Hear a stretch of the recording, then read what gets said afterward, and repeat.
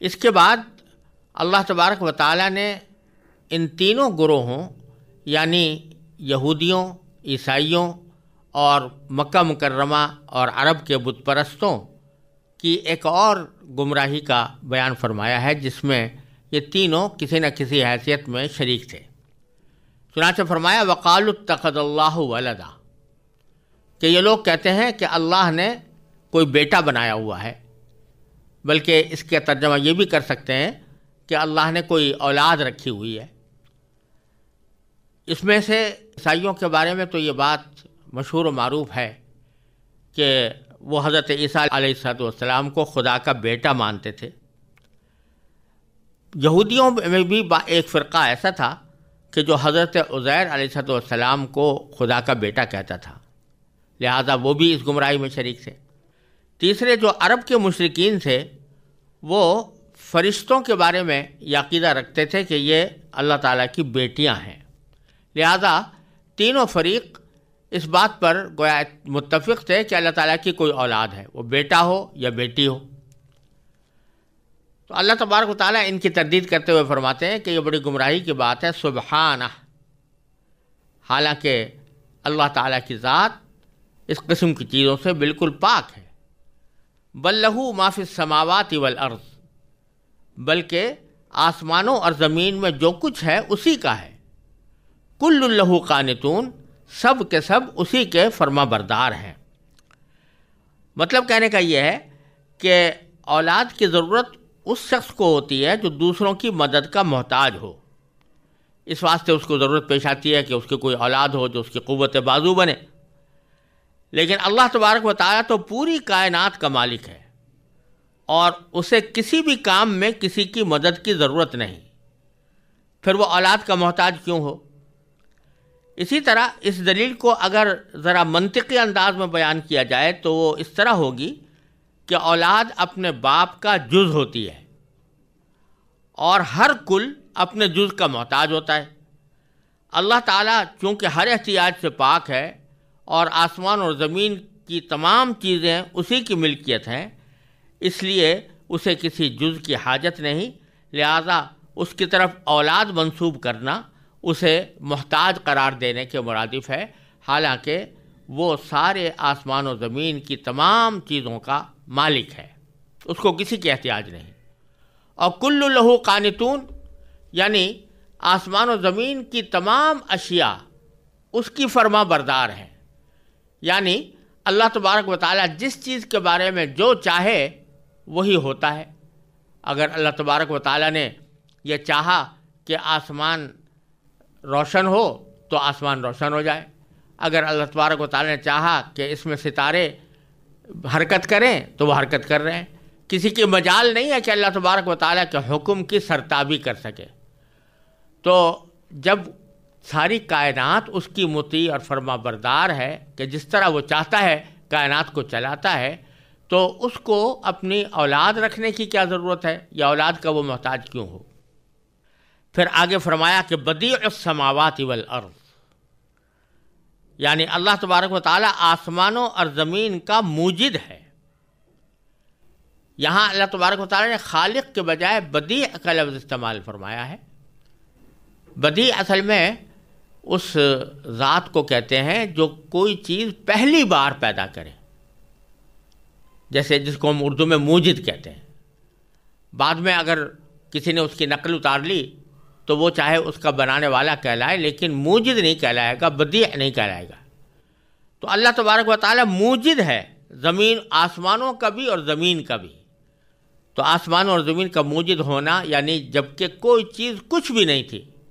اللہ تبارک و تعالیٰ نے اس وقت پیدا کیا۔ تو جو ذات اس بات کی قدرت رکھتی ہے کہ بالکل عدم سے ایک چیز وجود میں لے آئے، تو وہ کسی اولاد کی محتاج کیسے ہو سکتی ہے؟ دنیا میں اگر کوئی شخص کوئی چیز بناتا ہے تو اس کی کوئی بنیاد پہلے سے موجود ہوتی ہے، اس بنیاد کے بغیر کوئی چیز نہیں بنا سکتا۔ مثلا اگر کسی کو کوئی پھول اگانے ہیں یا پھل اگانے ہیں تو اس کی بنیاد یہ ہے کہ بیج اس کے پاس ہونا چاہیے، بیج ملتا ہے تو اس کے ذریعے وہ پودا بنتا ہے، اس کے ذریعے درخت بنتا ہے۔ اگر کوئی شخص کوئی آلہ بنانا چاہتا ہے تو اس آلے کے لیے بھی جو خام مال ہے اس کو ملنا چاہیے، وہ خام مال کے بغیر نہیں بنا سکتا۔ لیکن اللہ تبارک و تعالی اپنی تخلیق میں کسی بھی چیز کا محتاج نہیں، بلکہ وہ عدم سے ایک چیز کو وجود میں لانے والا ہے۔ اس لیے فرمایا بدیع السماوات والارض واذا قضى امرا فانما يقول له کن فیکون، اور جب وہ کسی بات کا فیصلہ کر لیتا ہے تو اس کو اس کے کچھ اسباب حاصل کرنے کی ضرورت نہیں، وہ تو اس کے بارے میں بس اتنا کہتا ہے کہ ہو جا، چنانچہ وہ ہو جاتی ہے۔ کن کے معنی ہو جا، فیکون یعنی وہ ہو جاتی ہے۔ اللہ تبارک و تعالیٰ کے صرف حکم سے ایک چیز عدم سے وجود میں آ جاتی ہے، تو پھر اس کو اولاد کی حاجت کیوں ہو؟ اس کے بعد اللہ تبارک و تعالیٰ نے مشرکین مکہ یا عرب کے بت پرستوں کی ایک بات نقل کی ہے جو وہ نبی کریم سرور دو عالم صلی اللہ علیہ وسلم کی رسالت کا انکار کرتے ہوئے کہا کرتے تھے۔ تو فرمایا کہ وقال الذین لا یعلمون، وہ لوگ جن کے پاس علم نہیں ہے، اور جیسا کہ پچھلی آیتوں میں گزرا ہے کہ اس سے مراد مشرکین عرب ہیں، کیونکہ اللہ تبارک و تعالیٰ ان کو امی فرماتا ہے یا یہ فرماتا ہے جن کے پاس علم نہیں ہے، کیونکہ وہ کسی آسمانی کتاب کے قائل نہیں تھے، ان کے اوپر براہ راست قرآن سے پہلے کوئی کتاب نہیں اتری تھی۔ اس واسطے اللہ تعالیٰ ان کا ذکر اس طرح فرماتے ہیں کہ وہ لوگ جو علم نہیں رکھتے تھے، وہ یہ کہتے ہیں کہ لولا یکلمنا اللہ، کہ ایسا کیوں نہیں ہوتا کہ اللہ تعالیٰ ہم سے براہ راست کلام کرے، یعنی یہ کیا ضرورت ہے کہ اللہ تبارک و تعالیٰ نے ایک پیغمبر کے اوپر وحی نازل کی اور اس کے ذریعے سے ہمیں احکام پہنچا رہے ہیں، ہم سے براہ راست اللہ تعالیٰ کیوں ہم کلام نہیں ہوتا؟ او تأتینا آیہ، یا ہمارے پاس کوئی نشانی براہ راست کیوں نہیں آ جاتی؟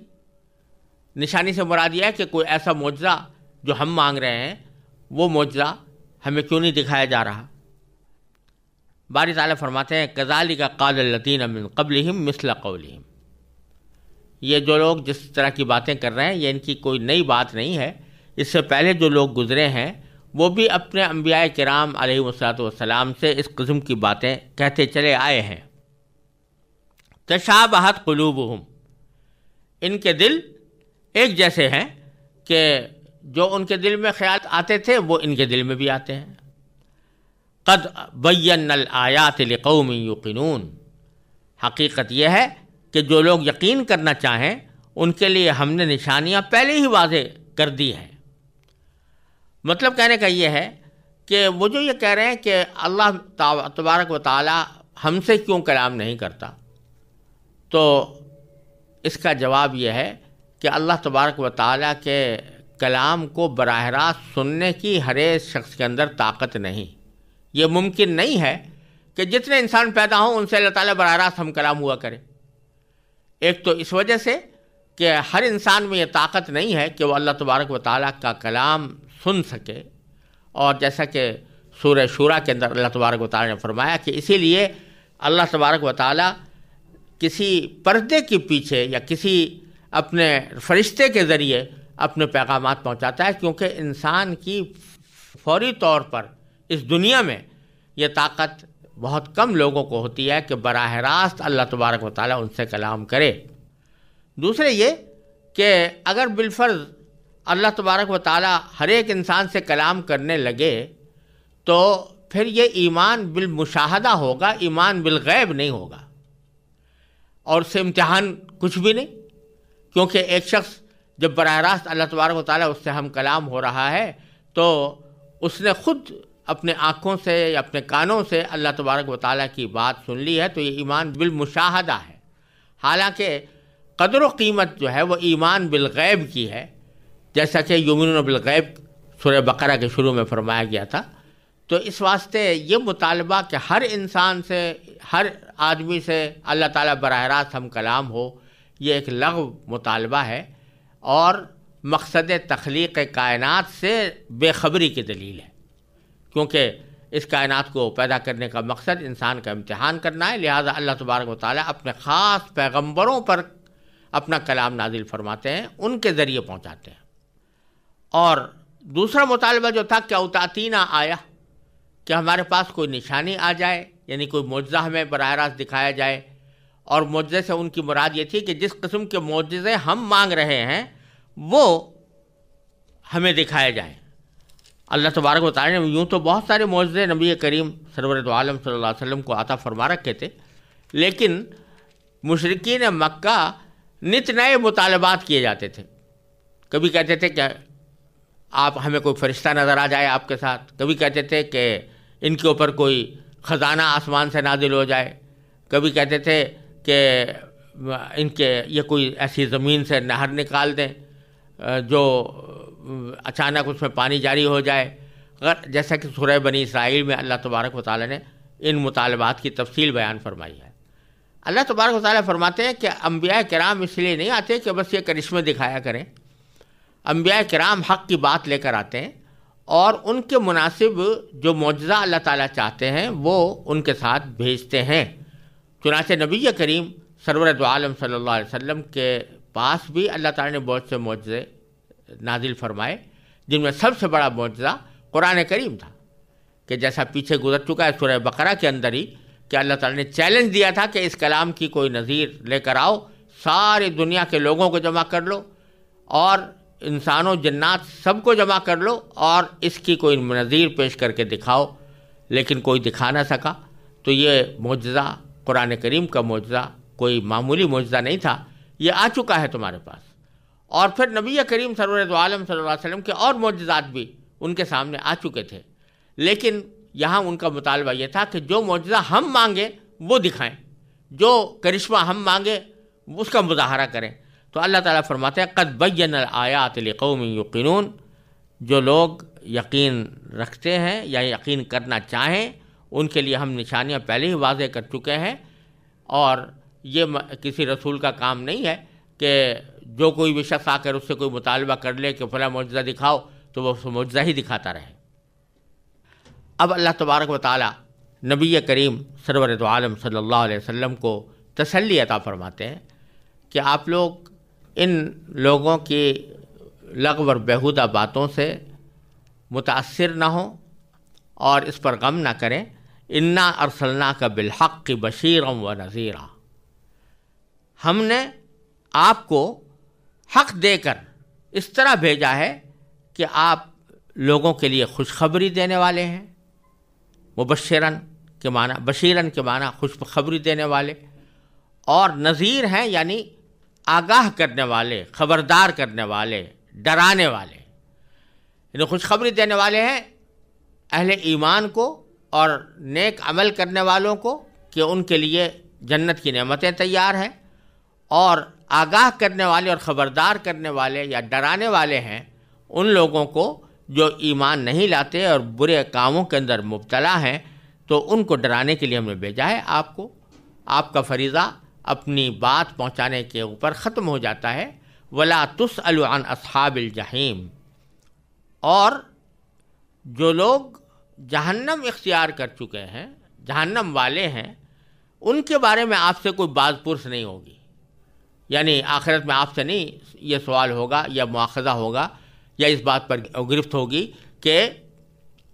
یہ لوگ ایمان کیوں نہیں لائے تھے اور ان کو دوزخ میں کیسے جانا پڑا۔ آپ ان کے ذمہ دار نہیں ہیں اور ان کے بارے میں کوئی جواب دہی آپ کو کرنی نہیں پڑے گی، آپ اپنے کام کیے جائیں،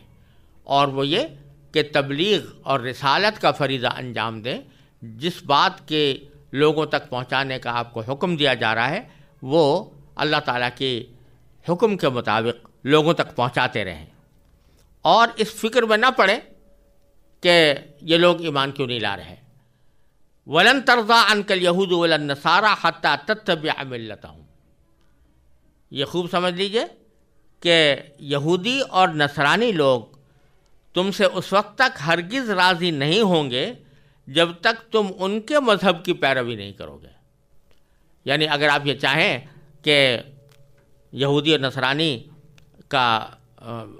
کو ہم سے اس طرح خوش کر لیں کہ وہ ہماری ہر معاملے میں خیرخواہی کریں، ہم سے ہر معاملے میں دوستی کریں، ہم سے ہر معاملے میں محبت کریں، ہم پر کوئی اعتراض نہ کریں، ہم سے کوئی بیہودہ سوال نہ کریں، تو یہ نہیں ہو سکتا، اس واسطے کہ جب تک آپ ان کی ملت کی یعنی ان کے دین کی اتباع نہیں کر لیں گے، یہ مکمل طور سے آپ سے راضی نہیں ہو سکتے۔ آپ کہہ دیجئے قل ان ھدی اللہ ھو الھدی، آپ ان سے بتا دیجئے کہ ہدایت تو اللہ ہی کی ہدایت ہے، جو اللہ تعالیٰ جب عطا فرماتے ہیں تو وہی ہدایت کا راستہ ہے، میں کبھی اس کو چھوڑ کر تمہارے دین کی اتباع نہیں کر سکتا۔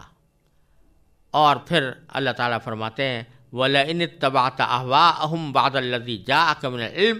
مَا لَكَ مِنَ اللَّهِ مِنْ وَلِيٍّ وَلَا نَصِيرٍ، اور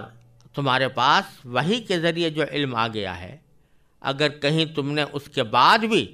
ان لوگوں کی خواہشات کی پیروی کر لی